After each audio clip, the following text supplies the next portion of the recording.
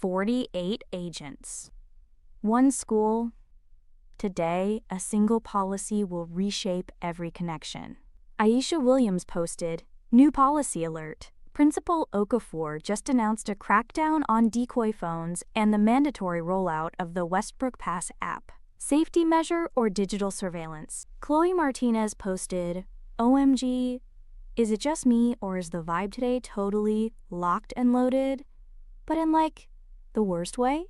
I just saw 3 people try to go to the bathroom and it was a whole ordeal with the phone hotels." Man, between practice and games, I'm already on a schedule that's down to the minute. Now we're adding a tracker to the mix?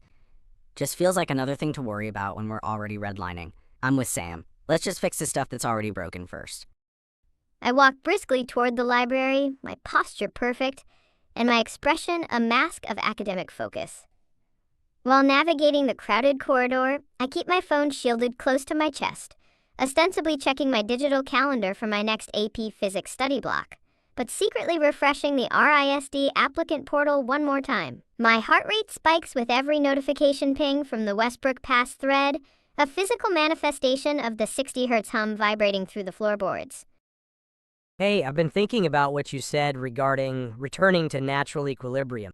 It feels like the signal at Westbrook is 100% distortion lately. I've got this demo, well, it's more like a whole new set, and I'm starting to think the only way to hear it clearly is to play it somewhere else entirely. Somewhere way off the current map. You ever feel like the only way to fix the system is to just exit the program? Derek, I can help with the technical audit. The UUID implementation is likely using a standard universally unique identifier version 4, which is pseudo-random. But if the seeding is predictable, or the transmission isn't TLS 1.3 encrypted, it's essentially a beacon. However, if we're discussing efficiency and empathy, we should also note the latency. If every bathroom request adds 120 seconds of administrative handshake, that's a 4% loss of a 50-minute period per student. It's a systemic bottleneck. I'll send you the specific vulnerability bullet points by lunch. Chloe, the permissions are basically a skeleton key for your phone. It's like giving the school a master copy of your house keys because they want to. Check the smoke detectors. It's more hardware than anyone needs just to go to the bathroom. Ms. Rodriguez props her heavy office door open using a thick stack of Alternative Career Paths and Trade Schools brochures.